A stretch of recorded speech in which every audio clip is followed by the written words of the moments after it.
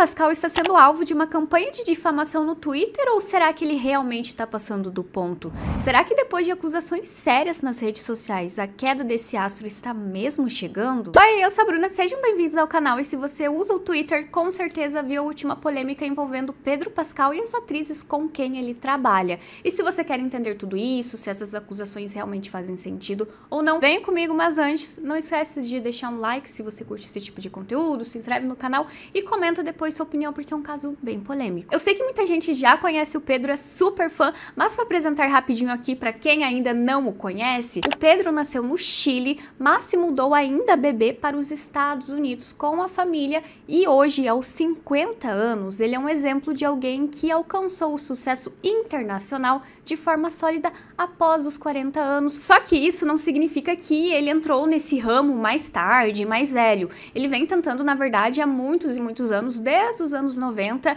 e conseguiu algumas pequenas participações em teatros, filmes, séries, mas eram papéis, sabe, não de muito destaque. E ele também fala abertamente sobre a dificuldade de ter passado um bom tempo sem ser contratado para algo grande e já com a idade batendo na porta. Nas palavras dele, passar dos 29 sem uma carreira significava que tudo tinha acabado. Definitivamente. Mas a vida deu aquela reviravolta e ele começou a ganhar visibilidade na indústria após atuar em produções como Game of Thrones, Narcos, e foi com The Mandalorian e The Last of Us que o Pedro Pascal realmente consolidou o seu nome e conquistou um lugar definitivo no centro dos holofotes internacionalmente. Como ele foi conseguindo mais espaço na indústria, vieram aí mais entrevistas, aparições públicas e o público estava amando acompanhar o Pedro Pascal pelo seu humor, personalidade. Ele era gentil também e ele se tornou um dos queridinhos das redes sociais, até recebeu um apelido de Daddy, papai,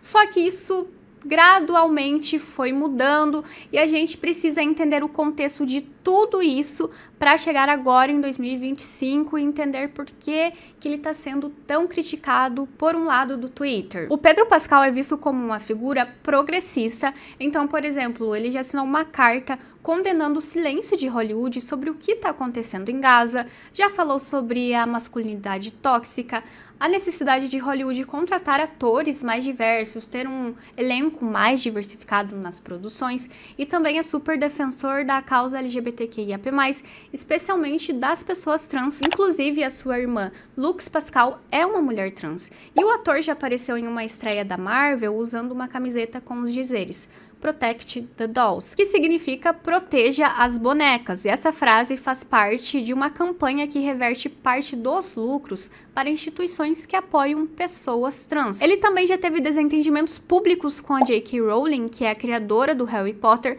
por conta dos ataques transfóbicos da autora. Dá para imaginar que por conta desses posicionamentos, muita gente não suporta o cara, né? Inclusive, essa treta com a J.K. Rowling é importante, a gente vai voltar nela, porque é por conta disso que o que tá rolando agora começa. Mas antes tem um ponto bem importante também para vocês entenderem. O Pedro sofre com ansiedade e já falou sobre isso. O ator afirmou que percebeu que a ansiedade o acompanha desde sua infância, que meio que faz parte de sua química, do que faz ele mesmo. E nas suas palavras, Pedro diz o seguinte: a ansiedade é algo que convivo desde criança, então faz parte da minha química. Eu sei que preciso me colocar em situações de muito estresse para ser feliz, quer dizer, dentro do razoável, mas há um certo nível de ansiedade que me ajuda a fazer um bom trabalho. Aliás, o Pedro comentou também que interpretar o Joel em The Last of Us e separar isso da vida real não foi uma tarefa tão fácil quanto ele imaginava, que ele meio que sentia as dores deles e isso não foi muito saudável psicologicamente. E falando nessa série, lá em 2023, um evento de The Last of Us viralizou um clipe dele dialogando com a Bella Ramsey e ela percebe o gesto que Pedro faz e ela toca a mão dele, imitação, e o Pedro pergunta a Bella se ela sabe por que ele fez isso. E explica que é porque a ansiedade dele tá bem ali. Com esse vídeo, o pessoal percebeu que o Pedro faz isso há muito tempo. Tem cliques dele no tapete vermelho lá dos anos 2000 fazendo esse gesto. E os especialistas explicam que, na verdade, essa é uma técnica chamada steaming, espero que eu tenha falado certo, e é basicamente a pessoa usar de movimentos repetitivos para se autorregular. Além de colocar a mão na nessa região, o Pedro contou que sempre busca ajuda de amigos, familiares para aliviar a ansiedade. Então, quando ele tá perto de alguém, ele conta que tá passando por um momento desafiador, que tá passando por ansiedade e pede ajuda.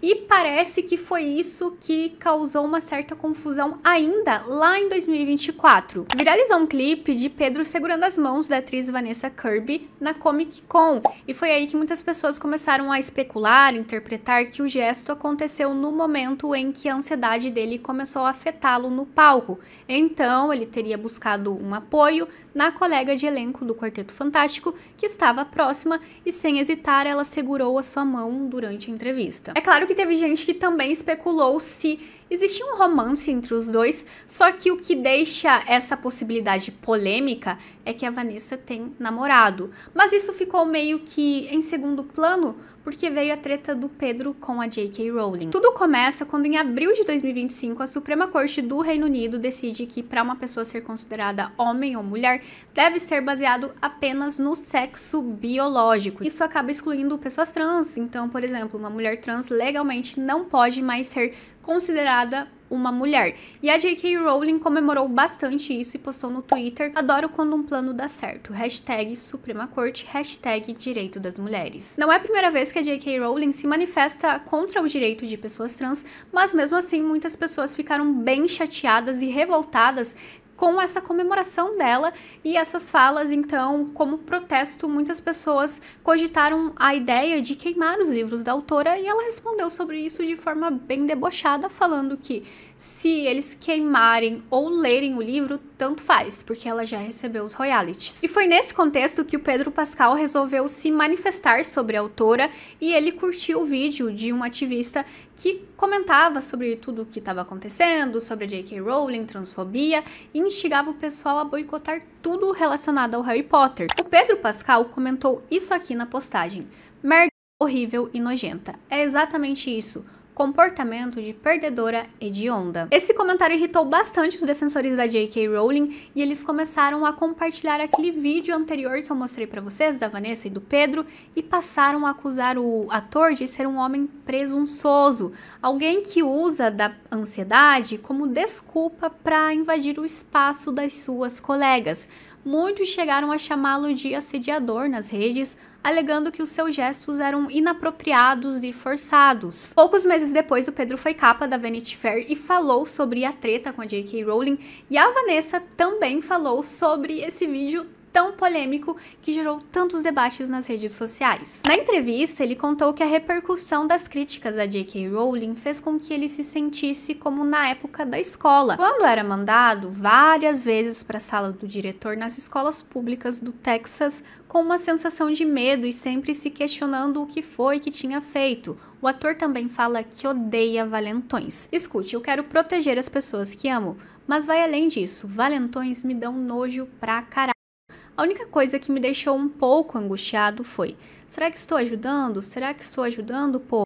É uma situação que merece um máximo de elegância para que algo possa realmente acontecer e as pessoas sejam realmente protegidas. E a Vanessa negou a acusação de que o Pedro estava passando do limite com ela, dizendo: "O que aconteceu é que nós dois estávamos extremamente nervosos por estarmos na frente de milhares de pessoas que amam essa história em quadrinhos. Ele queria que eu soubesse que estávamos juntos nessa, e eu achei isso um gesto adorável e fiquei muito feliz em apertar a sua mão de volta." Alguns fãs acham essa amizade bem bonita, elogiando o carinho e conexão entre os dois, já outros continuam achando essa história bem estranha. E agora, com o nome dos dois mais em alta que nunca por conta do lançamento recente de Quarteto Fantástico, no qual os dois interpretam um casal, novos clipes deles se acariciando voltaram a viralizar. Dessa vez a repercussão foi ainda maior.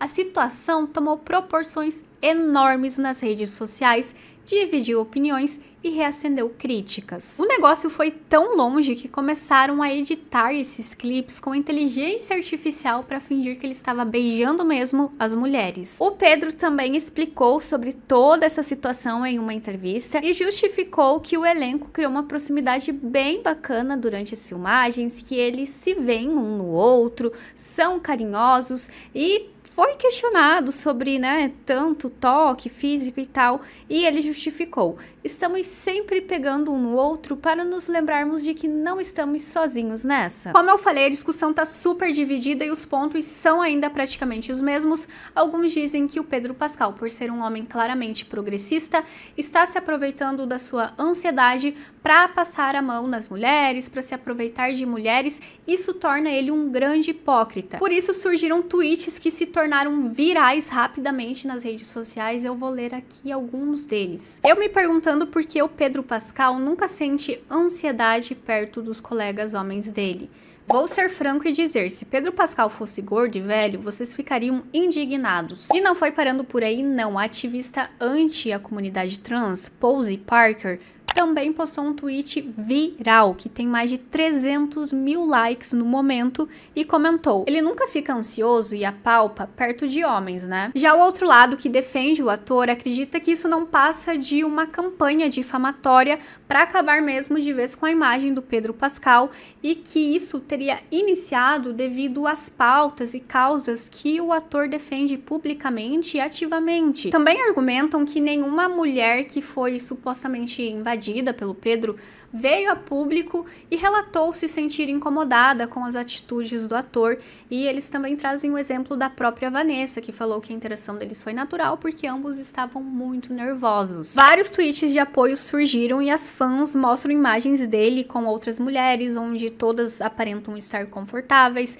e também foi destacado que, na verdade, quem inicia a maioria dos toques é a própria Vanessa, reforçando a ideia de que o Pedro não sexualiza suas interações com outras mulheres e por isso elas se sentem mais acolhidas, confortáveis perto dele. Fotos dele interagindo com outros homens de forma carinhosa também foram publicadas nas redes sociais para provar esse ponto. Concluindo, para os defensores do Pedro, existe uma diferença nítida entre carinho, afeto público, demonstração de afeto público e apalpar alguém sem consentimento, e que trazer esse tipo de discussão só deslegitima pessoas reais que passaram por episódios de assédio. Mas e aí, gente, o que vocês acham dessa história? O que não dá pra negar é que o Pedro Pascal, que era um dos queridinhos das redes sociais, acabou entrando numa polêmica enorme, super séria, com acusações horrorosas, né? Acho que não tem uma celebridade que consegue manter o posto de queridinho da internet por muito tempo, né? Ao mesmo tempo que eles estão lá te exaltando, falando que você é o maioral, pouco tempo depois eles estão te esculachando, e dessa vez com acusações, como eu já disse, bem sérias, né? E deixando minha opinião bem para os últimos segundos do vídeo, eu acredito que se a vítima não se sentiu violada, que no caso é a Vanessa Kirby, né? Será que existe mesmo uma vítima nessa história? Comenta aqui a sua opinião, porque eu vou indo nessa e tchau!